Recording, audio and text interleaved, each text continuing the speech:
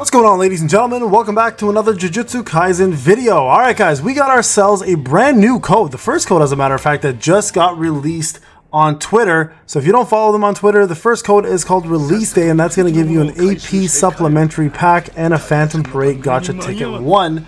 So we're going to show you guys how to actually claim this and take advantage of it. Now, if you guys are wondering how I'm playing on the PC, I know a lot of you guys have been asking this question. I do have it downloaded on BlueStacks, so if you are looking to use it, please use it there. So what you want to do to get advantage of your code, go to the menu section here, guys, click the code button and type in Release Day. Release Day. Let's just see if this works without all the caps. It does. Perfect. Items have been sent to the gift, and we're going to go ahead and grab it from the mailbox. So let's go back here real quick, get out of this section, back to the home page. And you see here, there's a brand new gift that is a one-time Phantom Parade Gacha ticket, as well as a serial code for an AP supplementary pack. If you don't know what AP is, that is your stamina pack, guys. So for those who are wondering how this game plays, it does run off of stamina. Now, let's talk a little bit about the game itself.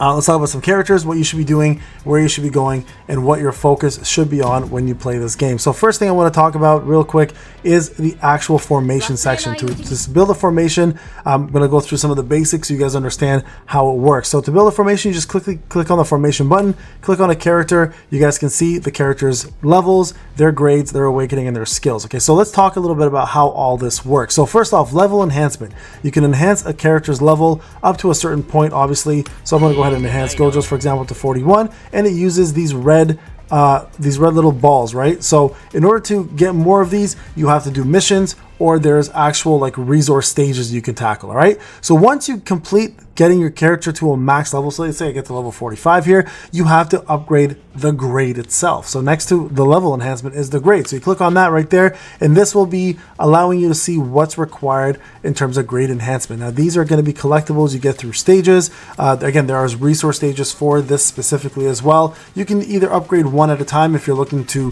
kind of share the love of some of these items, or you can click the unlock all button, and it does cost you some of these currencies right up here, the curse currencies. So once you click on this, you'll see it'll instantly give all three of them. That will buff his HP, his physical tech, and his curse tech, and then you can grade up here, and this will now boost him to grade 3, allowing him to get an additional 5 levels going forward, including boosting his attack and his cursed and his HP even further. Okay, so you guys will see that's how that works. And now if I want to go any further than that, you can push. Now I'm going to recommend this to you guys. Your DPS should be your main focus, so always focus on your DPS first. Next up should be your actual support units, so your main support units. In my case, Yaga is the best support unit in the game right now, currently in global, so you absolutely want to give him as much love as you can in order to get him up. Again, you can do one at a time, or you can click unlock all, going and taking him to the next stage. Now he does require further leveling. You don't have to level up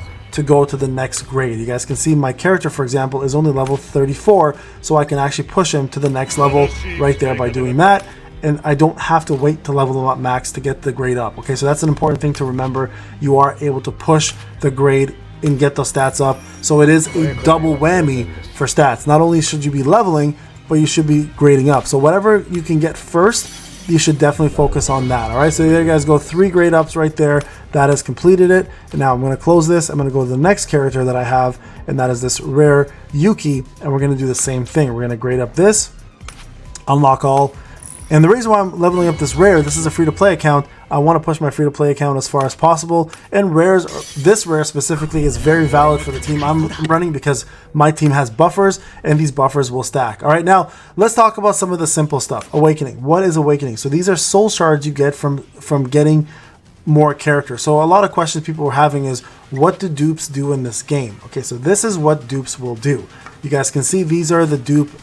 So awakening is divided to various tiers. Each tier increases a character's stats, initial cursed energy, how much energy they start with, which is the initial CE right here, and cooperative ultimate effect. Okay, so the effect itself can change, and these you get from either events, you get them from summoning, etc., right? Or you can use these right here, these resonating charts, to do that as well. So rare characters are going to actually do fairly well early on, especially when you can boost them up with dupes. And you guys can see here, when you get to tier 3, for example, right, some of these things start changing. So not tier 3, sorry, tier 1, my apologies. Some of these things start changing. So not only does the HP go up, the physical tech go up, the curse tech goes up, but you also do the following in the cooperative ultimate effect, which is applies 12% plus 2% damage taken decrease to self and cooperator, whoever the ultimate is with. In this case is when you cast 2 ultimates at the same time. This is the cooperator essentially, right? For 2 turns, deals melee attack damage to the enemy target by the cooperator and the cooperator's ultimate for all enemies, and no specific enemies targeted by the cooperator, equal to 105% of curse technique. So just more damage, right? And you can see these numbers will go up as well as the stats. So that's kind of what the dupes do. Now, this is a rare. If we go back for a second and look at an SSR, it's a little bit different, right? So every unit will do something different. This is Gojo's, for example. So applies 12% break damage, increases to self and cooperator, and then deals range damage to all enemies using curse technique. So you guys can see the stats though are much higher. Look at this, 25%, 25, 25 versus the rare, which was what, like 12% or something, right? And look at this, it goes all the way up to 50% more in terms of HP, physical tech, and curse tech, right? And if we go to SRs now, right here, you guys can see their awakening is a little bit lower. It's 15% versus what we saw earlier, which was right here, 25, right? So SSRs for sure have a big advantage in terms of stats. Like, we're talking about massive. So keep that in mind. So a lot of people have been asking me, Payne, do I go for dupes or do I go for the newer characters? So early on now, specifically, you want to go for newer characters. It's going to matter more. Eventually, when you get the main tier list characters, so that's Nubara, Yugi, Yugi plus Gojo, then you can start duping those 3 if you want to. Okay, for the SR characters, they're gonna come as you summon. It's inevitable, so don't worry too much about it. Now, skill enhancements are also a pretty major part here. You're going to need to collect these materials over time, but once you enhance a skill, it'll also boost the attack of the skill even further, right? And some of these skills are very important. For example, Gojo's first skill, which he does all the time, as you level it up and you go further up, it just increases the percentages more and more and more. So in this case, for this one, the next level up increases curse technique damage by 20.3%. So instead of doing 275%, you're doing 295.3%. So very important to notice that this is critical. The ultimate is the biggest one. So depending on your character, you're not always going to level up the ultimate first. You're going to focus on, for example, for buffers, right? For enhancement units, for like let's just say Yaga, I'm going to focus on tutoring because I want the tutoring effects to go up even further, and I want these buffs to apply more. So that's going to be my focus for him, not his attack, but more his buff. So know your character, know what they're there for, and those are the skills you want to buff. So very important to remember that. Now, the first thing you guys want to do when you get into the game is focus on 2 things. Number 1, clearing story and doing the event. Those are the major things you want to focus on, because number 1, you're going to get yourself a lot of cubes and resources along the way. While you're doing that, get in here and do the novice day stuff here. Okay, so you can challenge all of this. Day 1 stuff is very easy to do. Just simply click on the challenge. It'll take you where you need to go, and then you can go ahead and actually challenge it once you've completed it. Try to get your 3 stars, because then you can start sweeping battles. Right, I got 2 over here, and it'll tell you exactly what you need to do to get 3 stars. Quest cleared, no more than 1 character withdrawn,